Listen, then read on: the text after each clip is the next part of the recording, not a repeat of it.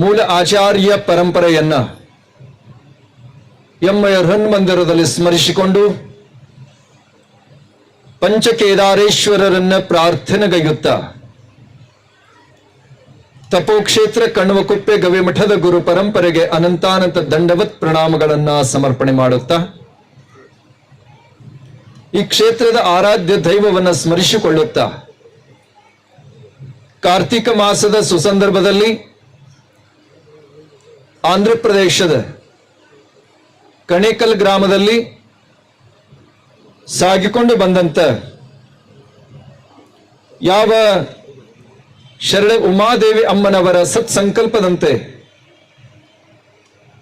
ಮೊನ್ನೆಯಿಂದಲೂ ಕೂಡ ಅತ್ಯದ್ಭುತವಾಗಿ ಸಾಗಿಕೊಂಡು ಬಂದಂತ ಶ್ರೀ ಗಣಹೋಮ, ರುದ್ರಹೋಮ ಮತ್ತು ಚಂಡಿಕಾ ಮಹಾಯಜ್ಞ ಇಲ್ಲಿ ಪರ್ಯಂತರವಾಗಿ ಸರ್ವಾಂಗ ಸುಂದರ ಹಾಗೂ ಅರ್ಥಪೂರ್ಣವಾಗಿ ಸಾಗಿಕೊಂಡು ಬಂದಿದೆ.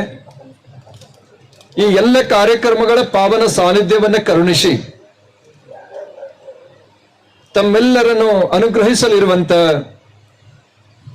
ಸಿದ್ಧರ ಬೆಟ್ಟ ಸುಕ್ಷೇತ್ರದ ಪರಮ ಪೂಜ್ಯರು, ಬಾಲ ತಪಸ್ವಿಗಳು, ನಮ್ಮ ಅತ್ಯಂತ ಆತ್ಮೀಯರು ಆದಂತ ಶ್ರೀ ಶಟಸ್ಥಲ ಬ್ರಹ್ಮ ವೀರಭದ್ರ ಶಿವಾಚಾರ್ಯ ಮಹಾಸ್ವಾಮೀಜಿಗಳವರ ಅಡಿದಾವರಗಳಲ್ಲಿ ಅನಂತಾನಂತ ಭಕ್ತಿಯ ಪ್ರಣಾಮಗಳನ್ನ ಸಮರ್ಪಣೆ ಮಾಡುತ್ತಾ ಈ ಎಲ್ಲ ಕಾರ್ಯಕ್ಕೆ ಮುಖ್ಯ ಕಾರಣೀಭೂತರಾಗಿರ್ತಕ್ಕಂಥ ಉಮಾದೇವಿ ಅಮ್ಮನವರೇ, ಈ ಕಾರ್ಯಕ್ರಮವನ್ನು ಆಯೋಜನೆ ಮಾಡಿರುವಂತ ಈ ದೇವಸ್ಥಾನ ಸಮಿತಿಯ ಎಲ್ಲ ಪದಾಧಿಕಾರಿಗಳೇ,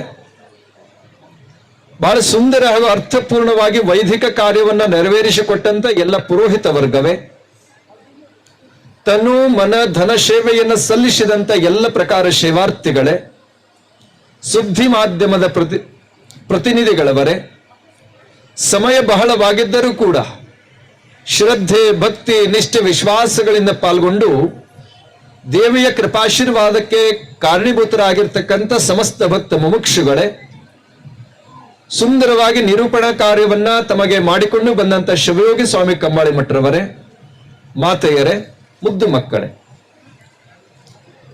ಕೈಲಾಸದಲ್ಲಿ ಶಿವ ಮತ್ತು ಪಾರ್ವತಿಯರು ಅನೇಕ ವಿಷಯಗಳನ್ನು ಕುರಿತು ಚರ್ಚೆ ಮಾಡ್ತಾ ಇದ್ರು.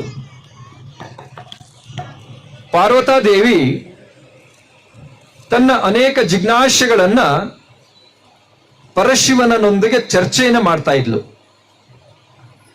ಅನೇಕ ಪ್ರಶ್ನೋತ್ತರಗಳ ರೂಪದಲ್ಲಿ ಬಹುಮುಖ್ಯವಾದಂತ ಒಂದು ಪ್ರಶ್ನೆಯನ್ನು ಮಾಡ್ತಾ ಇದ್ದಾಳೆ.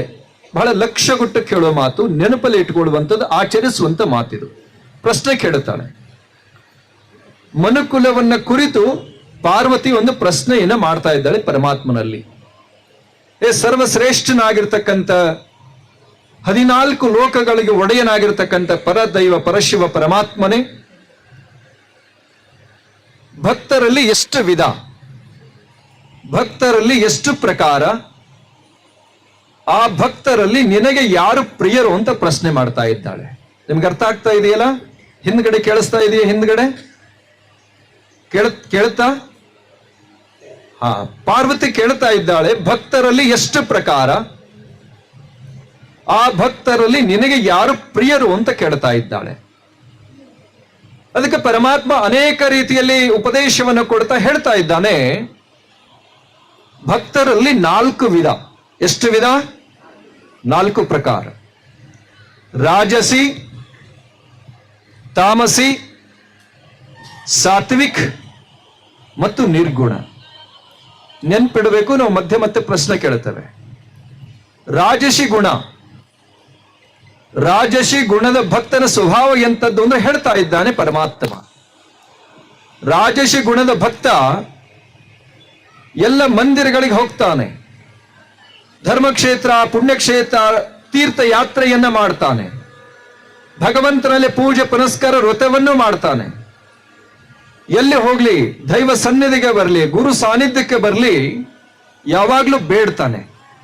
ಭಗವಂತ ಎಷ್ಟು ಕೊಟ್ಟರು ಕೂಡ ತೃಪ್ತನಿಲ್ಲ ಮತ್ತು ಬೇಡ್ತಾನೆ, ಹೇ ಭಗವಂತ, ನನಗೆ ಹಣ ಕೊಡು, ಅಧಿಕಾರ ಕೊಡು, ಸಂಪತ್ತಿ ಕೊಡು, ಸ್ಥಾನ ಕೊಡು, ಮಾನ ಕೊಡು, ಅದು ಕೊಡು, ಇದು ಕೊಡು ಅಂತ ಬೇಡ್ತಾನೆ ಬೇಡ್ತಾನೆ ಬೇಡ್ತಾನೆ ಇರ್ತಾನೆ. ಭಗವಂತ ಎಷ್ಟು ಕೊಟ್ಟರು ಕೂಡ ತೃಪ್ತನಾಗ್ತಾ ಇಲ್ಲ ಮತ್ತು ಬೇಡ್ತಾನೆ ಇದ್ದಾನೆ. ಅದಕ್ಕೆ ಪರಮಾತ್ಮ ಹೇಳ್ತಾ ಇದ್ದಾನೆ, ಎಷ್ಟು ಕೊಟ್ಟರೂ ಕೂಡ ತೃಪ್ತನಾಗದೆ ಅತೃಪ್ತನಾಗಿ ಭಿಕ್ಷುಕನಂತೆ ಬೇಡವಾತ ಎನಗೆ ಪ್ರಿಯನಲ್ಲ ನೋಡ. ಅರ್ಥ ಆಯ್ತಲ್ಲ? ಸಾಕಷ್ಟು ಜನ ಮಂದಿರಗಳಿಗೆ ಹೋಗ್ತಿರೋ ಒಂದು ಲೀಸ್ಟ್ ಮಾಡ್ಕೊಂಡು ಹೋಗಿರ್ತೀರಿ. ಅದು ಬೇಕು ಇದು ಬೇಕಂತ ಬೇಡೋದೇ ಮಾಡ್ತಿರಲ್ಲ. ಅದಕ್ಕೆ ಹೇಳ್ತಾನೆ ಭಗವಂತ, ಭಿಕ್ಷುಕನಂತೆ ಬೇಡವಾತ ಎನಗೆ ಪ್ರಿಯನಲ್ಲ ನೋಡ. ಸದಾ ಬೇಡುವಂತವನು ಭಗವಂತನಿಗೆ ಪ್ರೀತಿಯ ಪಾತ್ರನಾಗ್ಲಿಕ್ಕೆ ಸಾಧ್ಯ ಇಲ್ಲ. ಯಾಕೆ ಹೇಳ್ತಾನ ಅವನು? ಎಷ್ಟು ಕೊಟ್ಟರೂ ಕೂಡ ಅತೃಪ್ತನಾಗಿ.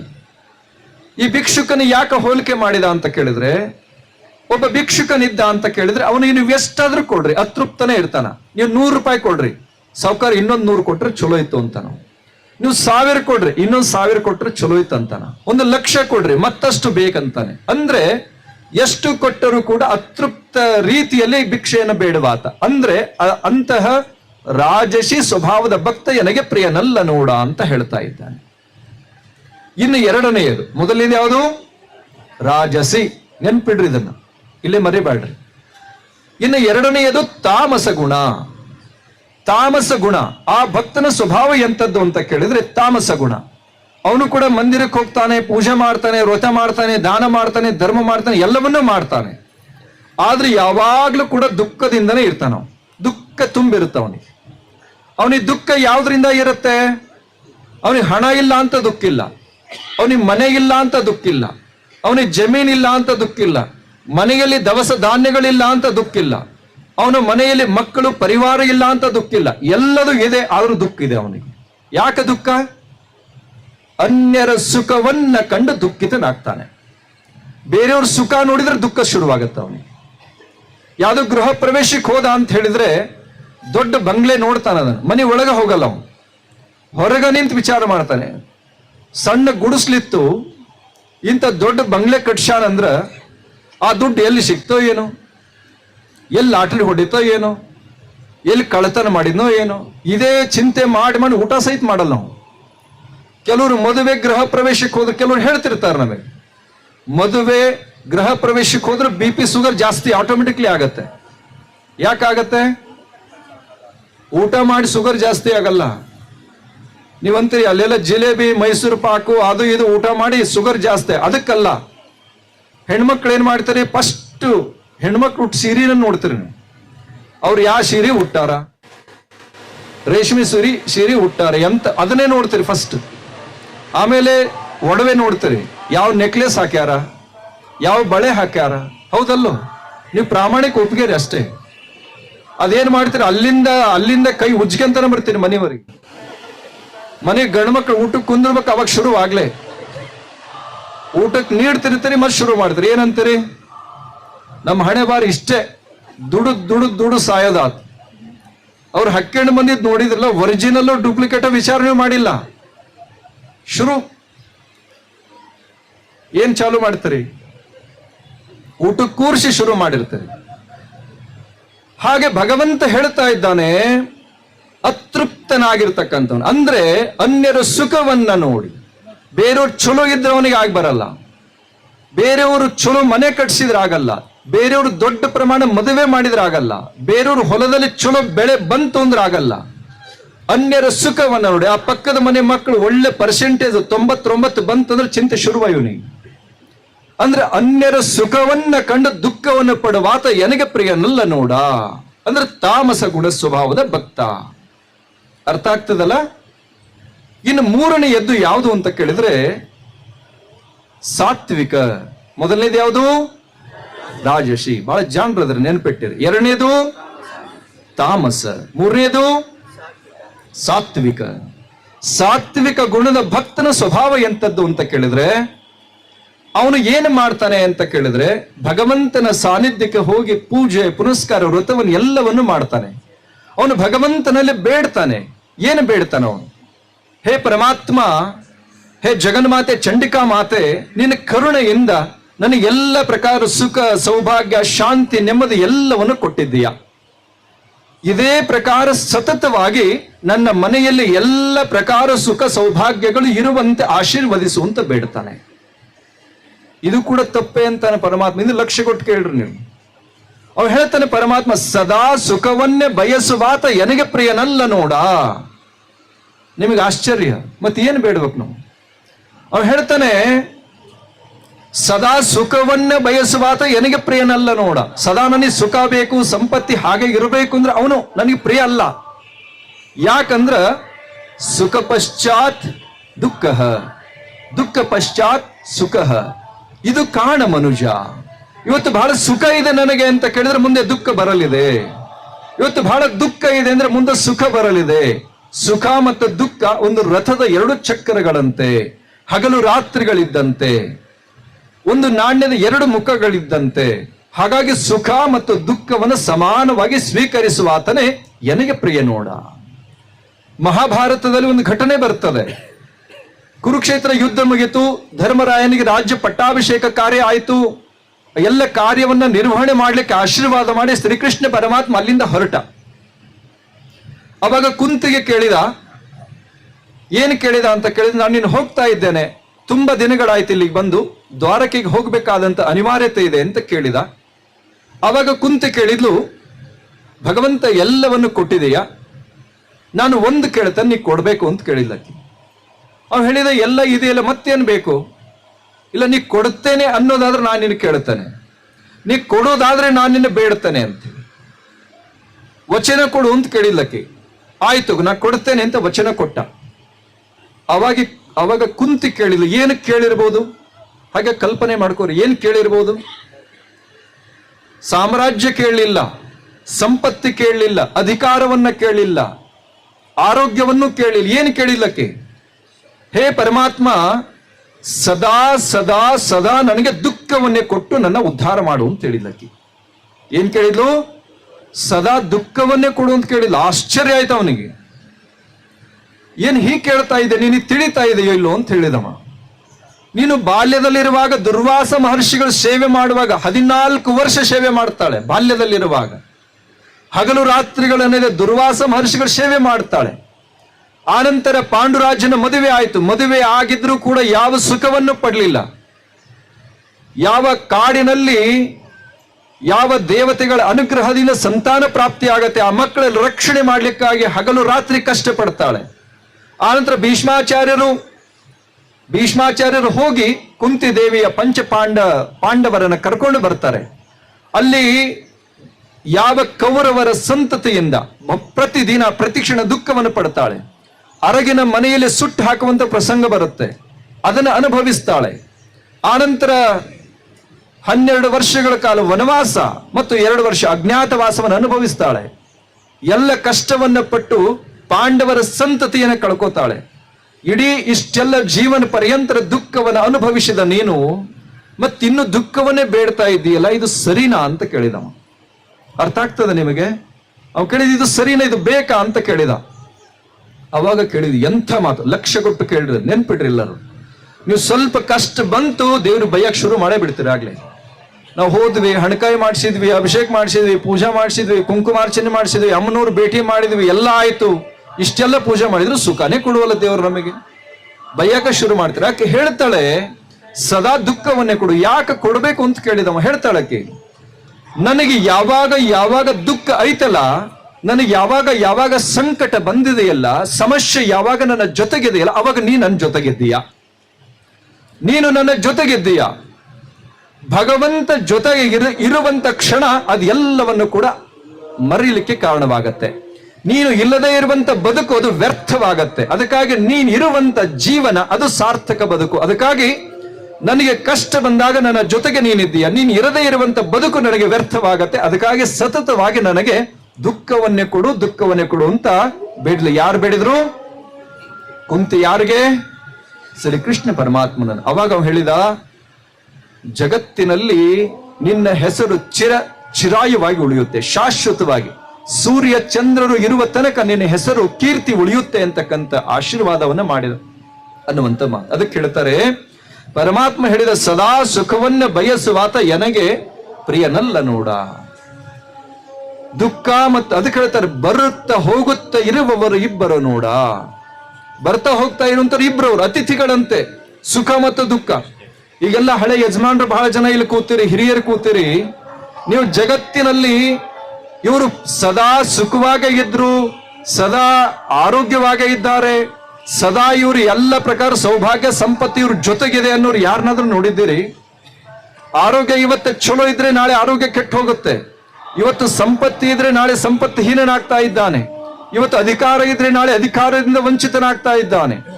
ಹಾಗಾಗಿ ಸುಖ, ಅಧಿಕಾರ, ಸಂಪತ್ತಿ ಇವು ಶಾಶ್ವತ ಅಲ್ಲ, ಅವು ಅತಿಥಿಗಳಿದ್ದಂತೆ. ಇವತ್ತು ಬರುತ್ತೆ ನಾಳೆ ಹೋಗುತ್ತೆ, ಇವತ್ತು ಬರುತ್ತೆ ನಾಳೆ ಹೋಗುತ್ತೆ. ಹಾಗಾಗಿ ಪರಮಾತ್ಮ ಹೇಳಿದ, ನೀವೆಲ್ಲ ಯುಗಾದಿ ಹಬ್ಬವನ್ನು ಮಾಡ್ತೀರಿ, ಅವಾಗ ಏನು ತಗೋತೀರಿ? ಬೇವು ಬೆಲ್ಲ ತಗೋತೀರಿ. ಬೇವು ಕಹಿ ಕಷ್ಟದ ಸಂಕೇತ, ಬೆಲ್ಲ ಸಿಹಿ ಆನಂದದ ಸಂಕೇತ. ಸುಖ ದುಃಖ ಸಮಾನವಾಗಿ ಕೊಡುವಂತ ಬೇಡ್ತೀರಿ, ಕ್ರಿಯೆಯಲ್ಲಿ ಆಚರಣೆ ಮಾಡ್ತೀರಿ. ಕಷ್ಟ ಬಂತು ಅಂದ ತಕ್ಷಣ ದೇವ್ರಿಗೆ ಬಯಕ್ ಶುರು ಮಾಡ್ತೀರಿ. ಆನಂತರ ಮಕರ ಸಂಕ್ರಾಂತಿ, ಉತ್ತರಾಯಣ ಪುಣ್ಯ ಪರ್ವಕಾಲ, ಎಳ್ಳು ಬೆಲ್ಲ ತಗೋತೀರಿ. ಎಳ್ಳು ಬೆಲ್ಲ, ಎಳ್ಳು ಕಪ್ಪು ಕತ್ತಲೆಯ ಸಂಕೇತ, ಬೆಲ್ಲ ಸಿಹಿಯ ಸಂಕೇತ. ಅಂದ್ರೆ ದುಃಖ ಮತ್ತು ಸುಖ ಸಮಾನವಾಗಿ ಕೊಟ್ಟು ನನ್ನನ್ನು ಜಾಗೃತನನ್ನಾಗಿ ಮಾಡುವಂತ ಬೇಡ್ತೀರಿ. ಅದ್ರ ಕಷ್ಟ ಬಂತು ಅಂದ್ರೆ ಕುಗ್ಗುತ್ತೀರಿ. ಅದಕ್ಕೆ ಹೇಳಿದ ಭಗವಂತ, ಸುಖ ಮತ್ತು ದುಃಖವನ್ನು ಸಮಾನವಾಗಿ ಸ್ವೀಕರಿಸುವ ಆತನೇ ನನಗೆ ಪ್ರಿಯ ನೋಡು. ಅದಕ್ಕೆ ಹೇಳ್ತಾ ಇದ್ದಾನೆ. ಯಾರು ಪ್ರಿಯರು? ರಾಜಸಿ ಗುಣದ ಭಕ್ತನು ಪ್ರಿಯನಲ್ಲ, ತಾಮಸದವನು ಪ್ರಿಯನಲ್ಲ, ಸಾತ್ವಿಕನು ಪ್ರಿಯನಲ್ಲ. ಯಾರು? ನಿರ್ಗುಣ, ನಿರ್ಗುಣ ಭಕ್ತ. ಅವನ ಸ್ವಭಾವ ಎಂತದ್ದಿರುತ್ತೆ? ಅವನು ಭಗವಂತನ ಸಾನ್ನಿಧ್ಯಕ್ಕೆ ಹೋಗ್ತಾನೆ. ಹೇ ಭಗವಂತ, ಈ ಜಗತ್ತಿನಲ್ಲಿ ನೀನೊಬ್ಬನೇ ಸತ್ಯ, ಇದೆಲ್ಲದು ಕೂಡ ನೀ ಕೊಟ್ಟ ಭಿಕ್ಷೆ ಇದು. ಕೆಲವರು ಹೇಳ್ತಾರೆ ಮನೆ ನನ್ನದು, ಸಂಪತ್ತಿ ನನ್ನದು, ಭೂಮಿ ನನ್ನದು, ಧನ ಕನಕ ನನ್ನದು, ಬಂಧು ಬಳಗ ನನ್ನದು ಅಂತ ಅಂತಿರ್ತಾರೆ. ಆದ್ರೆ ಅವ ಹೇಳ್ತಾನೆ, ಭಕ್ತ, ಇದೆಲ್ಲ ನೀ ಕೊಟ್ಟ ಭಿಕ್ಷೆ ಇದು. ನಿನ್ನ ಅನುಗ್ರಹವಿಲ್ಲದೆ ಏನು ಕೂಡ ನಡೆಯಲಿಕ್ಕೆ ಸಾಧ್ಯ ಇಲ್ಲ. ಭಗವಂತ ಕೊಟ್ಟಿರೋ ಭಿಕ್ಷೆ ಇದು. ಪಂಚ ತತ್ವಗಳು, ಪಂಚ ಕರ್ಮೇಂದ್ರಿಯಗಳು, ಪಂಚ ಜ್ಞಾನೇಂದ್ರಿಯಗಳು, ಪಂಚ ತನ್ಮಾತ್ರಿಕೆಗಳು. ಏನ್ ಯಾರಾದ್ರೂ ಒಬ್ಬ ಬಡಗಿ ಕೆತ್ತನೆ ಮಾಡಿ ಹಾಕ್ಲಿಕ್ಕೆ ಸಾಧ್ಯ ಇದೆಯಾ? ಪಂಚ ಕರ್ಮೇಂದ್ರಿಯಗಳು, ಕೈ, ಕಾಲು, ಮೂಗು, ಕಣ್ಣು, ಕಿವಿ, ದಶ ಇಂದ್ರಿಯಗಳು ಭಗವಂತನ ಸೃಷ್ಟಿ ಇದು. ಒಂದು ಅಂಗ ಏನಾದ್ರೂ ವ್ಯತ್ಯಾಸ ಆಯ್ತು ಅಂದ್ರೆ ಎಷ್ಟು ಸಮಸ್ಯೆ ಆಗ್ತದೆ. ವೈದ್ಯರ ಹತ್ರ ಹೋಗಿ ಕಿಡ್ನಿ ಫೇಲ್ ಆಯ್ತಂದ್ರೆ ಲಕ್ಷಾಂತರ ರೂಪಾಯಿ ಸುರಿದ್ರು ಸರಿ ಮಾಡ್ಲಿಕ್ಕಾಗಲ್ಲ. ಲಿವರ್ ಫೇಲ್ ಆಯ್ತಂದ್ರೆ ಸರಿ ಮಾಡ್ಲಿಕ್ಕಾಗಲ್ಲ. ಹೃದಯ ತೊಂದರೆ ಆಯ್ತಂದ್ರೆ ಲಕ್ಷಾಂತರ ರೂಪಾಯಿ ಸುರಿಬೇಕಾಗತ್ತೆ. ಅಂದ್ರೆ ಭಗವಂತ ಎಷ್ಟು ವ್ಯವಸ್ಥಿತವಾಗಿ ಸೃಷ್ಟಿಯನ್ನು ಮಾಡಿ ಕಳಿಸಿದ್ದಾನೆ. ಪಂಚತತ್ವಗಳು, ಜಲ, ನೀರು ಇಲ್ಲದೆ ಇದ್ರೆ ನಾವು ಯಾರಾದ್ರೂ ಬದುಕಲಿಕ್ಕೆ ಆಗ್ತದ? ನೀರು ಯಾರ ಕೊಡುಗೆ? ಇದು ಭಗವಂತನ ಕೊಡುಗೆ. ಈ ಜಲ ನಾವು ಜೀವನ ಪರ್ಯಂತರವಾಗಿ ನೀರನ್ನು ಬಳಕೆ ಮಾಡ್ತೇವೆ. ಭಗವಂತ ಕೊಟ್ಟಂತ ಭಿಕ್ಷೆ ಇದು, ಹೌದಲ್ಲೋ? ನೀವು ಉದಾಹರಣೆಗೆ ವಿಚಾರ ಮಾಡಿ, 1 ಲೀಟರ್ ನೀರು ಎಷ್ಟಿದೆ? ದುಡ್ಡು ಎಷ್ಟಿದೆ? 20 ರೂಪಾಯಿದಿಂದ ಹಿಡಿದು 20 ರೂಪಾಯಿ ಶುರುವಾಗತ್ತೆ, 5,000 ರೂಪಾಯಿಗೆ 1 ಲೀಟರ್ ನೀರಿದೆ. 1 ಲೀಟರ್ ನೀರು 5,000 ರೂಪಾಯಿದವರೆಗೂ 1 ಲೀಟರ್ ನೀರು ಸಿಗುತ್ತೆ. ಹಾಗಿದ್ರೆ ಜೀವನ ಪರ್ಯಂತರವಾಗಿ ಎಷ್ಟು ಲೀಟರ್ ನೀರು ಬಳಸ್ತೀರಿ ಭಗವಂತನಿಗೆ ನೀವು? ಮತ್ತೆ ಆ ನೀರಿಗೆ ಬಿಲ್ ಯಾರು ಕಟ್ಟಿದ್ದೀರಿ? ಈಗ ತಿಪ್ಪೇಸ್ವಾಮಿಲಿ ವ್ಯವಸ್ಥೆ ಮಾಡಿದ್ರೆ ಲೈಟು, ಮೈಕು, ಅದು ಇದು ಕರೆಂಟು. ನೀವು ಮನೆಯಲ್ಲಿ ಕರೆಂಟ್ ಪ್ರತಿನಿತ್ಯ ಬಳಸ್ತೀರಿ. ಕರೆಂಟ್ ಅನ್ನು ಬಳಸ್ತಿರಲ್ಲ, ಬಿಲ್ ಕಟ್ಟದೆ ಹೋದ್ರೆ ಸುಮ್ಮನೆ ಇರ್ತಾರ? 1 ತಿಂಗಳು 2 ತಿಂಗಳು ಬಿಟ್ಟು KEB ಅವರು 3ನೇ ತಿಂಗಳು ಬಂದು ಕಟ್ ಮಾಡಿ ಹೋಗ್ತಾರೆ. ಬಿಲ್ ಕಟ್ತೀರಿ, ಹೌದಲ್ಲೋ? ಮತ್ತೆ ಜಗತ್ತಿನಾದ್ಯಂತ ಜೀವನ ಪರ್ಯಂತರವಾಗಿ ಸೂರ್ಯನ ಪ್ರಕಾಶವನ್ನ, ಚಂದ್ರನ ಬೆಳದಿಂಗಳನ್ನ ನಾವೆಲ್ಲ ಅನುಭವಿಸ್ತೇವಲ್ಲ, ಬಿಲ್ ಯಾರು ಕಟ್ಟಿರೋದಕ್ಕ? ಯಾರು ಕಟ್ಟಿದ್ದೀರಿ? ಇಲ್ಲ. ಭೂಮಿ 1 ಸ್ಕ್ವೈರ್ ಫೀಟ್ 1000 ರೂಪಾಯಿ ಇರ್ತದೆ, ಹೌದಲ್ಲೋ? 1 ಸ್ಕ್ವೈರ್ ಫೀಟ್ ಭೂಮಿಗೆ 1000 ರೂಪಾಯಿ ಇರ್ತದೆ. ಇದೆಲ್ಲದು ಭಗವಂತ ಕೊಟ್ಟಂತ ಸೃಷ್ಟಿ ಭೂಮಿ. ಅವನು ಯಾರು ಕಟ್ಟಿದ್ದಾರೆ ಬಿಲ್ಲು? ಗಾಳಿ, ಶುದ್ಧವಾದ ಆಮ್ಲಜನಕ ಇಲ್ಲದೆ ಹೋದ್ರೆ ನಮ್ಮ ಬದುಕು ಎಷ್ಟು ವ್ಯರ್ಥವಾಗತ್ತೆ. ಆಮ್ಲಜನಕ ಇಲ್ಲದೆ ಹೋದ್ರೆ ನಮ್ಮ ಬದುಕು ವ್ಯರ್ಥವಾಗ್ತದೆ. ಅಕಸ್ಮಾತ್ ಆರೋಗ್ಯ ವ್ಯತ್ಯಾಸ ಆಗಿ ಆಕ್ಸಿಜನ್ ಕೊರತೆಯಾಗಿ ಆಸ್ಪತ್ರೆಗೆ ಅಡ್ಮಿಟ್ ಆದ್ರೆ ಎಷ್ಟು, ಒಬ್ಬರಿಗೆ 1 ದಿನಕ್ಕೆ ಎಷ್ಟು ಖರ್ಚಿರುತ್ತೆ? 3,500 ರೂಪಾಯಿ ಇರುತ್ತೆ ಮಿನಿಮಮ್ ಚಾರ್ಜ್. ಮತ್ತೆ ಜೀವನ ಪರ್ಯಂತರವಾಗಿ ನಾವು ಬಳಸುವಂತ ಶುದ್ಧವಾದ ಗಾಳಿಗೆ ಬಿಲ್ ಕಟ್ಟಿದವರು ಯಾರು? ಯಾರು ಇಲ್ಲ. ಇದೆಲ್ಲ ಯಾರ ಕೊಡುಗೆ? ಇದು ಭಗವಂತ ಕೊಟ್ಟಿದಾನಿಲ್ಲೋ? ನೀವು ಸತ್ಯವಾಗಿ ಹೇಳ್ರಿ, ಭಗವಂತ ಕೊಟ್ಟಾನೋ ನೀವು ಯಾರೋ ಸೃಷ್ಟಿ ಮಾಡಿರು? ಭಗವಂತ ಕೊಟ್ಟಾನು, ಒಪ್ಕೋತೀರಿ ಇದನ್ನ? ಇದು ಭಗವಂತನ ಉದಾರವಾದ ಕೊಡುಗೆ ಇದು. ಅಂದ್ರೆ ಅವ ಭಕ್ತ ಹೋಗಿ ಭಗವಂತನ ಹತ್ತಿರ, ಹೇ ಭಗವಂತ, ಇದೆಲ್ಲದು ಕೂಡ ನೀನು ಕೊಟ್ಟಂತ ಉದಾರವಾದ ಕೊಡುಗೆ ಅಂತಕ್ಕಂಥ ಭಾವದಿಂದ ಇದೆಲ್ಲದು ಕೂಡ ಮಿಥ್ಯವಿದೆ, ನೀನೊಬ್ಬನೇ ಸತ್ಯ ಜಗತ್ತಿನಲ್ಲಿ ಅಂತಕ್ಕಂಥ ಮಾತನ್ನ ಯಾವ ಭಕ್ತ ಭಗವಂತನ ಸಾನ್ನಿಧ್ಯದಲ್ಲಿ ಹೋಗಿ ಶುದ್ಧಾಂತಕರಣದಿಂದ ಪ್ರಾಮಾಣಿಕವಾಗಿ ಒಪ್ಕೋತಾ ಇದ್ದಾನೋ ಅಂತ ಸಾತ್ವಿಕ ಗುಣದ ಭಕ್ತನೇ ನನಗೆ ಪ್ರಿಯ ನೋಡ ಅಂತಕ್ಕಂಥ ಮಾತನ್ನು ಬಹಳ ಸುಂದರವಾಗಿ ಪರಮಾತ್ಮ ಹೇಳ್ತಾ ಇದ್ದಾನೆ. ಆ ನಿಟ್ಟಿನಲ್ಲಿ ಯಾವ ಕಣೇಕಲ್ ಗ್ರಾಮದ ಉಮಾದೇವಿ ಅಮ್ಮನವರ ಸತ್ಸಂಕಲ್ಪ, ಲೋಕ ಕಲ್ಯಾಣ ವಿಶ್ವ ಶಾಂತಿಗಾಗಿ ಅವರು ಚಂಡಿಕಾ ಮಹಾಯಜ್ಞವನ್ನ ಮಾಡಿಸಿ ಬರುವಂತ ಜನರಿಗೆ, ಭಕ್ತರಿಗಿರುವಂತ ಅನೇಕ ಸಮಸ್ಯೆಗಳು, ದುಃಖ, ಶಾರೀರಿಕ ದುಃಖ, ಮಾನಸಿಕ ದುಃಖ, ಕೌಟುಂಬಿಕ ದುಃಖ, ಉದ್ಯೋಗ ವ್ಯವಹಾರ, ವೈವಾಹಿಕ ಸಂತಾನ ದುಃಖ, ಎಲ್ಲ ಪ್ರಕಾರ ಪಾಪ ತಾಪ ಶಾಪಗಳಿಂದ ಮುಕ್ತರಾಗಬೇಕು. ಅವರು ಇಷ್ಟಪಟ್ಟಂತ ಫಲಗಳು ಅವರ ಕೈಗೆ ಸಿಗಬೇಕು. ಅವರ ಪರಿವಾರ ಸುಖವಾಗಿರಬೇಕು. ಪ್ರತಿಯೊಬ್ಬರು ಕೂಡ ಶಾಂತಿಯಿಂದ ಇರಬೇಕು ಅನ್ನುವಂಥ ಸತ್ ಸಂಕಲ್ಪವನ್ನು ಮಾಡಿ ಲೋಕ ಕಲ್ಯಾಣಾರ್ಥವಾಗಿ ಮಹಾಯಜ್ಞವನ್ನು ಮಾಡಿದಾರಲ್ಲ, ಇದು ನಿಜವಾದ ತ್ಯಾಗ, ಇದು ನಿಜವಾದ ಪುಣ್ಯ, ಇದು ನಿಜವಾದ ಧರ್ಮ ಅಂತಕ್ಕಂಥ ಮಾತನ್ನು ಈ ಸಂದರ್ಭದಲ್ಲಿ ಹೇಳಲಿಕ್ಕೆ ಬಯಸ್ತಾ ಇದ್ದೇವೆ. ಆ ನಿಟ್ಟಿನಲ್ಲಿ ಅವರ ಸುಪುತ್ರರು ತಿಪ್ಪೇಸ್ವಾಮಿ ಇರಬಹುದು, ಎರಡನೇ ಮಗ ಪ್ರಶಾಂತ್ ಇರಬಹುದು, ಇಡೀ ಪರಿವಾರದವರು ಎಲ್ಲರೂ ಕೂಡಿಕೊಂಡು ಈ ಕಾರ್ಯದಲ್ಲಿ ತಮ್ಮೆಲ್ಲ ಸಹಯೋಗವನ್ನು ಪಡ್ಕೊಂಡು ಅತ್ಯುತ್ತಮವಾದ ಕಾರ್ಯಕ್ರಮವನ್ನ ಆಯೋಜನೆ ಮಾಡಿದ್ದಾರೆ. ಇದು ನಿಜವಾದ ಪುಣ್ಯದ ಕಾರ್ಯ, ಭಗವಂತ ಒಪ್ಪುವಂತ ಕಾರ್ಯ ಅಂತಕ್ಕಂಥ ಮಾತನ್ನ ಈ ಸಂದರ್ಭದಲ್ಲಿ ತಿಳಿಸಿ ಯಜ್ಞವನ್ನ ಮಾಡಿದ್ರು. ಈ ಯಜ್ಞದ ವೈಶಿಷ್ಟ್ಯತೆ ಏನು?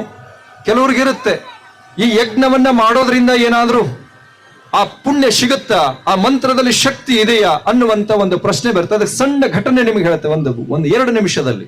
ಬಹಳ ಲಕ್ಷ್ಯ ಕೊಟ್ಟು ಕೇಳ್ರಿ. ಅರ್ಜುನನ ಮಗ ಯಾರು? ಮಾತಾಡ್ರಿ. ಅರ್ಜುನನ ಮಗ ಅಭಿಮನ್ಯು. ಅಭಿಮನ್ಯುವಿನ ಮಗ ಪರೀಕ್ಷಿತ. ಪರೀಕ್ಷಿತನ ಮಗ ಜನಮೇಜಯ ರಾಜ. ಯಾವ ಅರ್ಜುನನ ಮಗ ಅಭಿಮನ್ಯು, ಅಭಿಮನ್ಯುವಿನ ಮಗ ಪರೀಕ್ಷಿತ, ಪರೀಕ್ಷಿತ ಮಹಾರಾಜನಿಗೆ ಶೃಂಗಿ ಅನ್ನುವಂತ ಋಷಿನ ಶಾಪ ಆಗತ್ತೆ. ಶೃಂಗಿ ಅನ್ನುವಂತ ಋಷಿ ಶಾಪ ಕೊಡ್ತಾನೆ, ತಕ್ಷಕನಿಂದ ಇನ್ನು 7 ದಿನದಲ್ಲಿ ನಿನಗೆ ಮರಣ ಆಗಬೇಕು ಅಂತೇಳಿ. ಆ ಶಾಪ ಪರಿಹಾರ ಮಾಡ್ಲಿಕ್ಕೂ ಕೂಡ ಪ್ರಯತ್ನ ಮಾಡಿದ್ರು ಕೂಡ ಮೋಸದಿಂದ ತಕ್ಷಕ ಯಾರಿಗೆ? ಪರೀಕ್ಷಿತ ಮಹಾರಾಜನಿಗೆ ಕಚ್ಚಿ ಕೊಂದು ಹಾಕಿದ. ಅವ್ರು ಅದು ಮುಗಿತ್ತು. ಆ ವಿಷಯ ಯಾರಿಗೆ ತಿಳಿತು? ಜನಮೇಜಯ ರಾಜನಿಗೆ ತಿಳಿತು.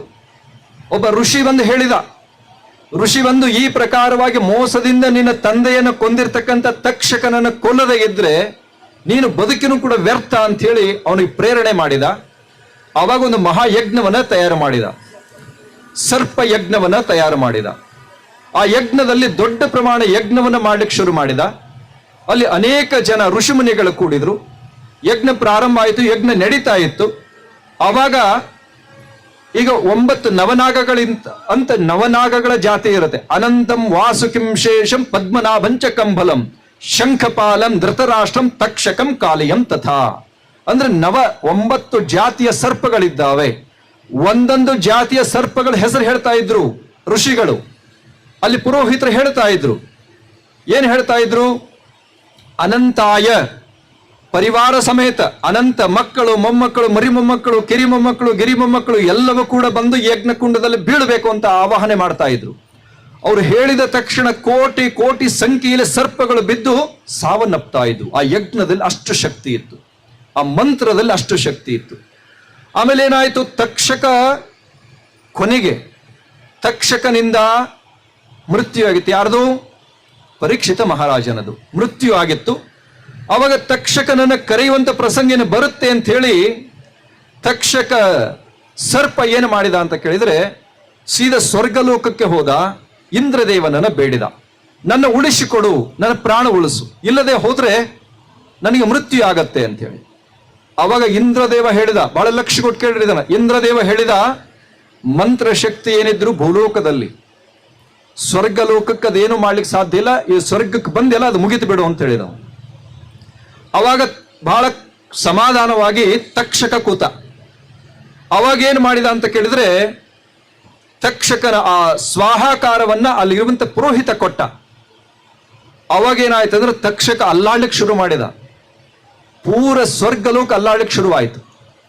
ಭಯಭೀತನಾಗಿರ್ತಕ್ಕಂಥ ತಕ್ಷಕ ಇಂದ್ರದೇವನ ಸಿಂಹಾಸನವನ್ನು ಸುತ್ತ ಹಾಕೊಂಡ್ಬಿಟ್ಟು ಹೋಗಿ, ಅವಾಗಂದ, ಸ್ವರ್ಗ ಏನಾದರೂ ಆಗ್ಲಿ, ನೀನು ನನ್ನ ಸಿಂಹಾಸನವನ್ನ ಅಲಂಕಾರ ಮಾಡಿ ಅಂದ್ರ ನೀನು ಯಾವ ಈ ಮಂತ್ರವೂ ಏನು ಮಾಡಲ್ಲ ಅಂತ ಹೇಳಿದ. ಅವಾಗ ಯಜ್ಞವನ್ನ ಮಾಡುವಂತ ಋಷಿ 1 ಸಾರಿ 2 ಸಾರಿ 3 ಸಾರಿ ಕರೆದ, ಆದ್ರೆ ಬರಲಿಲ್ಲ. ಅವಾಗ ಯೋಗ ದಂಡದಿಂದ ಭೂಮಿಯನ್ನ ಜೋರಾಗಿ ಬಡಿದು ನೋಡ್ತಾ ಇದ್ದಾನೆ. ಕ್ರೋಧಿತನಾಗಿ ಅವಾಗೇನು ಮಾಡಿದ ಅಂತ ಕೇಳಿದ್ರೆ, ಆ ಸರ್ಪ, ತಕ್ಷಕ ಸರ್ಪ ಇಂದ್ರನ ಸಿಂಹಾಸನವನ್ನು ಸುತ್ತ ಹಾಕಿ ಕೂತಿದ್ದ. ಅವಾಗ ಸ್ವಹಾಕಾರ ಕೊಟ್ಟ ಶಾಸ್ತ್ರಿಗಳು, ಪುರೋಹಿತ ಸ್ವಹಾಕಾರ ಕೊಟ್ಟು ಏನ್ ಕೊಟ್ಟ? ಇಂದ್ರ ಸಹಿತ ತಕ್ಷಕ ಸ್ವಾಹ ಅಂತ ಸ್ವಹಾಕಾರ ಕೊಟ್ಟ. ಅವನು ಏನ್ ಕೊಟ್ಟ? ಇಂದ್ರನ ಸಮೇತವಾಗಿ ಬರಲಿ ಅಂತ ಸ್ವಹಾಕಾರ ಕೊಟ್ಟ. ಆ ಮಂತ್ರ ಶಕ್ತಿ ಹೆಂಗಿತ್ತು ಅಂತ ಕೇಳಿದ್ರೆ, 1 ಸರಿ ಕೊಟ್ಟ, 2 ಸಾರಿ ಕೊಟ್ಟ, 3 ಸಾರಿ ಸ್ವಾಹಾಕಾರ ಕೊಟ್ಟ ತಕ್ಷಣ ಇಂದ್ರನ ಸಿಂಹಾಸನ ಸಮೇತ ಹೊಡ್ಲಿಕ್ಕೆ ಶುರುವಾಯಿತು. ಮಂತ್ರ ಶಕ್ತಿ ಹೇಗಿರುತ್ತೆ? ಆವಾಗ ಇಂದ್ರ ಭಯಭೀತನಾಗಿ ಕೊಡುಬಿಟ್ಟ ಅವನನ್ನು. ಕೊಡುವಿದ ತಕ್ಷಣ ಇಂದ್ರನು ಕೂಡ ಗಾಬರಿಯಾದ, ಭಯಭೀತನಾದ. ಆವಾಗ ತಕ್ಷಕ ಏನು ಮಾಡಿದ? ಯಜ್ಞಕುಂಡಕ್ಕೆ ಬಂದು ಬೀಳಬೇಕು. ಆ ಸಮಯದಲ್ಲಿ ಒಬ್ಬ ಋಷಿಯಿಂದ ಆ ಯಜ್ಞವನ್ನ ತಡೆಯಲಾಗ್ತದೆ. ಆ ಋಷಿ ಹೆಸರೇನು? ನೀವು ಮನೆಗೆ ಬರೆದಿರ್ತೀರಿ, ಇಲ್ಲಿ ಬರೀತೀರಿಲ್ಲೋ? ಆಸ್ತಿಕ ಅಂತ ಬರೀತೀರಿಲ್ಲೋ? ಆಸ್ತಿಕ ಮುನಿ ಎನ್ನುವಂತ ಮುನಿಯಿಂದ ಆ ಯಜ್ಞ ನಿಂತು ಹೋಗ್ತದೆ. ಅವಾಗೇನಾಯ್ತು ಅಂತ ಕೇಳಿದ್ರೆ, ಜನಮೇಜಯ ರಾಜನಿಗೆ ಆಸ್ತಿಕ ಮುನಿಗಳು ಎಲ್ಲ ಜ್ಞಾನೋಪದೇಶವನ್ನು ಮಾಡಿ ಆ ಯಜ್ಞವನ್ನು ಅಲ್ಲಿ ನಿಲ್ಲಿಸ್ತಾರೆ ಅಂತಕ್ಕಂಥದ್ದು. ಅಂದ್ರೆ ಯಜ್ಞದಲ್ಲಿ ಇಂಥ ವಿಶಿಷ್ಟವಾದ ಶಕ್ತಿ ಇರುತ್ತೆ, ಅದನ್ನು ಯಾರು ಮರಿಬಾರದು ಅಂತಕ್ಕಂಥ ವಿಷಯವನ್ನು ಪ್ರಸ್ತಾಪನೆ ಮಾಡ್ತಾ ಪ್ರಾಯಶಃ ಈ ಎಲ್ಲ ಕಾರ್ಯವೂ ಅತ್ಯಂತ ವಿಶೇಷವಾಗಿ ಆಗಿದೆ. ನಮ್ಮ ಶಿದ್ರ ಬೆಟ್ಟದ ಪೂಜ್ಯರು ಕೂಡ ಅತ್ಯಂತ ತಪಸ್ವಿಗಳು, ಪೂಜಾನಿಷ್ಠರು. ಅನೇಕ ಭಾಗಗಳಿಗೆ ಸಂಚರಿಸಿ ಹಗಲು ರಾತ್ರಿಗಳನ್ನ ಭಕ್ತರನ್ನು ಜಾಗೃತಗೊಳಿಸ್ತಾ ಇದ್ದಾರೆ. ಭಕ್ತರಲ್ಲಿ ಧರ್ಮದ ಪ್ರಜ್ಞೆಯನ್ನು ಮೂಡಿಸ್ತಾ ಇದ್ದಾರೆ. ಭಕ್ತರಲ್ಲಿ ಧರ್ಮ, ತತ್ವ, ಪರಂಪರೆಯನ್ನ ಸೃಷ್ಟಿ ಮಾಡ್ತಾ ಇದ್ದಾರೆ, ಅದನ್ನು ಜಾಗೃತಗೊಳಿಸ್ತಾ ಇದ್ದಾರೆ ಅಂತ ಪೂಜ್ಯರು ಕೂಡ ನಮ್ಮ ಕಂಬಾಳಿ ಮಠರು ಹೇಳಿದ ಪ್ರಕಾರ ಪ್ರಾತಃ ಕಾಲ 2:45, 3 ಬಂದು, ಅಷ್ಟು ಒತ್ತಡದಲ್ಲೂ ಕೂಡ ಬಂದು ಬೆಳಗಿನ ದೀಕ್ಷಾ ಕಾರ್ಯವನ್ನ ಇನ್ನೊಬ್ಬ ಪೂಜ್ಯರ ಜೊತೆಗೂಡಿ ಪೂರ್ಣಗೊಳಿಸಿದ್ದಾರೆ. ಅದರ ಜೊತೆಯಲ್ಲಿ ಅಮ್ಮನವರು, ಅವರು ಹೆಸರಿಗೆ ತಕ್ಕ ಹಾಗೆ ಇದ್ದಾರೆ, ಉಮಾದೇವಿ. ಉಮಾ ಅಂದ್ರೆ ಯಾರು? ಶಿವನ ಸತಿ, ಜಗನ್ಮಾತೆ. ಹಾಗೆ ಅಮ್ಮನವರು ಕೂಡ ಸರ್ವರ ಹಿತಕ್ಕಾಗಿ, ಸರ್ವರ ಶ್ರೇಯಸ್ಸಿಗಾಗಿ, ಸರ್ವರ ಕೀರ್ತಿಗಾಗಿ, ಸರ್ವರ ಆರೋಗ್ಯಕ್ಕಾಗಿ ತಮ್ಮನ್ನೇ ತಾವ ದೇವಿಯಲ್ಲಿ ಪ್ರಾರ್ಥನೆ ಮಾಡ್ತಾ ಪರೋಪಕಾರಾಯ ಪುಣ್ಯಾಯ ಅನ್ನುವಂತ ರೀತಿಯಲ್ಲಿ ಪರರ ಹಿತಕ್ಕಾಗಿ ತಮ್ಮ ಕಾರ್ಯವನ್ನು ಮಾಡಿಕೊಂಡು ಬಂದಂತವರಾಗಿದ್ದಾರೆ. ಲೋಕ ಕಲ್ಯಾಣ, ವಿಶ್ವಶಾಂತಿಗಾಗಿ ಮಹಾಯಜ್ಞವನ್ನು ಮಾಡಿಸಿ ಮತ್ತೊಂದಷ್ಟು ಪುಣ್ಯ ಕಾರ್ಯವನ್ನು ಮಾಡುವ ಮುಖಾಂತರವಾಗಿ ಕೀರ್ತಿಯ ಪಾತ್ರರಾಗಿದ್ದಾರೆ. ಅಷ್ಟೇ ಅಲ್ಲ, ಕೇದಾರ ಪೀಠದ ಜಗದ್ಗುರುಗಳು ಶಿವಾಚಾರ್ಯರಲ್ಲಿ ಯಾವ ಪ್ರಸಾದ ದೀಕ್ಷೆ ಇಬ್ಬರಿಗೆ ಕೊಟ್ಟಿದ್ದಾರೆ. ಪ್ರಸಾದ ದೀಕ್ಷೆ ಇಬ್ಬರಿಗೆ ಕೊಟ್ಟಿರೋ ಶಿವಾಚಾರ್ಯರಲ್ಲಿ, ಒಬ್ರು ಸಿದ್ರಬೆಟ್ಟ ಅಜ್ಜವರು, ಇನ್ನೊಬ್ರು ನಾವು. ಮತ್ತು ಭಕ್ತರಲ್ಲಿ ಇದುವರೆಗೂ ಕೂಡ ಪ್ರಸಾದ ದೀಕ್ಷೆ ಕೊಟ್ಟವ್ರು ಯಾರು ಅಂದ್ರೆ ಪ್ರಥಮಿಗರು ಅಮ್ಮನವರೇ. ಇನ್ನೊಬ್ರು ಅಲ್ಲಿ ಬೇರೆ ಕಡೆ ಇರುವಂತ ಸಿದ್ರಬೆಟ್ಟದ ಅಜ್ಜವರ ಶಿಷ್ಯರು. ಅಂದ್ರೆ ಭಕ್ತರಲ್ಲಿ ಇಬ್ಬರಿಗೆ ಪ್ರಸಾದ ದೀಕ್ಷೆ ಕೊಟ್ಟಿದ್ದಾರೆ, ಗುರು ಶಿವಾಚಾರ್ಯರಲ್ಲಿ ಇಬ್ಬರಿಗೆ ಕೊಟ್ಟಿದ್ದಾರೆ. ಅದರಲ್ಲಿ ಭಕ್ತರಲ್ಲಿ ಪ್ರಸಾದ ದೀಕ್ಷೆ ಪಡೆದಂತ ಮೊದಲಿಗರು ಯಾರು ಅಂತ ಕೇಳಿದ್ರೆ ಅಮ್ಮನವರಾಗಿದ್ದಾರೆ. ಇದಕ್ಕೆ ಕಾರಣ ಏನು ಅಂತ ಕೇಳಿದ್ರೆ ಅವರ ತ್ಯಾಗ, ಅವರ ಭಕ್ತಿ, ಅವರ ಶ್ರದ್ಧೆಯ ಕಾರಣವಾಗಿದೆ ಅಂತಕ್ಕಂಥ ಮಾತನ್ನು ತಿಳಿಸಿ ಈ ಕಾರ್ಯಕ್ರಮ ಒಟ್ಟಾರೆಗೆ ಅತ್ಯಂತ ಸುಂದರವಾಗಿ ಸಾಗಿದೆ. ಪಾಲ್ತೂರು ಶ್ರೀಗಳು ಕೂಡ ಬೆಳಗ್ಗೆ ದಯಮಾಡಿಸಿ ಕಾರ್ಯಭಾವಗಳಿಂದ ನಿರ್ಗಮಿಸಿದ್ದಾರೆ. ಜೊತೆಗೆ ಕೊನೆ ಮಾತಿಷ್ಟೇ, ಸದ್ಭಕ್ತ ಬಂಧುಗಳೇ, ಲಕ್ಷ್ಯ ಕೊಟ್ಟು ಕೇಳ್ರಿ, ಬಹಳ ಲಕ್ಷ್ಯ ಕೊಟ್ಟು ಕೇಳ್ರಿ. ಒಂದು ಪ್ರಶ್ನೆ ನಿಮಗೇನು ಅಂತ ಕೇಳಿದ್ರೆ, ಭಕ್ತರಲ್ಲಿ ಎಷ್ಟು ಪ್ರಕಾರ ಹೇಳ್ರಿ? ಮೊದಲನೆಯವರು ರಾಜಸಿ, 2 ತಾಮಸಿ, 3ನೇಯವರು ಸಾತ್ವಿಕ, 4 ಅತಿ ಖುಷಿ ಆಯ್ತು. ಬಹಳ ಶ್ರದ್ಧೆಯಿಂದ ಕೇಳಿರಿ, ನೆನಪಿಟ್ಕೊಂಡಿರಿ, ಇಲ್ಲೇ ಬಿಟ್ಟು ಹೋಗ್ಬೇಡ್ರಿ, ಜೊತೆಗೆ ತಗೊಂಡು ಹೋಗ್ರಿ. ಅದನ್ನು ಬಹಳ ಖುಷಿ ಆಯ್ತು. ಕೊನೆ ಮಾತೇನು ಅಂತ ಕೇಳಿದ್ರೆ, ಭಕ್ತ ಬಂಧುಗಳೇ, ಜೀವನದಲ್ಲಿ ಜಗತ್ತಿನಲ್ಲಿ ನಾವು ಯಾರು ಶಾಶ್ವತರಲ್ಲ. ಯಾವ ರೂಪದಲ್ಲಿ, ಯಾವ ಕಾಲದಲ್ಲಿ, ಯಾವ ರೀತಿಯಲ್ಲಿ ನಮಗೆ ಮೃತ್ಯು ಬರುತ್ತೋ ಗೊತ್ತಿಲ್ಲ. ಇರುವಷ್ಟು ದಿನ ನಾವೆಲ್ಲರೂ ಒಳ್ಳೆಯದನ್ನೇ ಮಾಡೋಣ. ಅರ್ಥ ಆಗುತ್ತಲ್ಲ? ಒಳ್ಳೆಯದನ್ನೇ ಮಾಡೋಣ. ಒಳ್ಳೆ ಕಾರ್ಯ ಮಾಡುವವರ ಜೊತೆಗೆ ಕೈ ಜೋಡಿಸೋಣ. ಯಾರು ಒಳ್ಳೇದು ಮಾಡ್ತಾರೆ, ಅಮ್ಮನವರು ಇರ್ಬೋದು, ಇಂಥ ಎಲ್ಲೇ ಧರ್ಮ ಕಾರ್ಯ ನಿಮ್ಮ ಊರಲ್ಲಿ, ನಿಮ್ಮ ಓಣಿಯಲ್ಲಿ ಒಳ್ಳೇದು ಎಲ್ಲಿ ನಡೀತದಲ್ಲ, ಆ ಒಳ್ಳೆ ಕೆಲಸ ಕೈ ಜೋಡಿಸೋಣ. ಪುಣ್ಯ ಕಾರ್ಯದಲ್ಲಿ ನಾವು ಮುಂದಿರೋಣ. ಹಾಗಿದ್ದಾಗ ನಮ್ಮ ಬದುಕು ಸಾರ್ಥಕ. ಯಾರ್ಯಾರಿಗೆ ಯಾವ್ಯಾವ ಕೆಲವು ದುಶ್ಚಟಗಳಿದ್ದಾವೆ ಅದನ್ನು ಇವತ್ತು ದೇವಿ ಉಡಿಗೆ ಹಾಕ್ರಿ, ಗುರುವಿನ ಪಾದಕ್ಕೆ ಹಾಕಿ ದೂರ ಮಾಡ್ಕೋರಿ. ಆನಂತರ ನಿಮ್ಮ ಪರಿವಾರದ, ನಿಮ್ಮ ಪರಂಪರೆಗಳು, ನಿಮ್ಮ ಸನಾತನ ಇತಿಹಾಸ ಏನಿದೆ ಅದನ್ನು ಯಾವತ್ತೂ ಬಿಡಬೇಡಿ. ಆ ಪ್ರಕಾರ ನಡ್ಕೊಂಡು ಹೋಗ್ರಿ, ನಿಜವಾದ ಸುಖಿಗಳಾಗಿ ಬದುಕ್ತೀರಿ ಅಂತಕ್ಕಂಥ ಮಾತನ್ನ ಈ ಸಂದರ್ಭದಲ್ಲಿ ತಿಳಿಸಿ ಈ ಸಂದೇಶಕ್ಕೆ ವಿರಾಮ ಕೊಡ್ತಾ ಇದ್ದೇವೆ. ಓಂ ಶಾಂತಿ ಶಾಂತಿ ಶಾಂತಿ.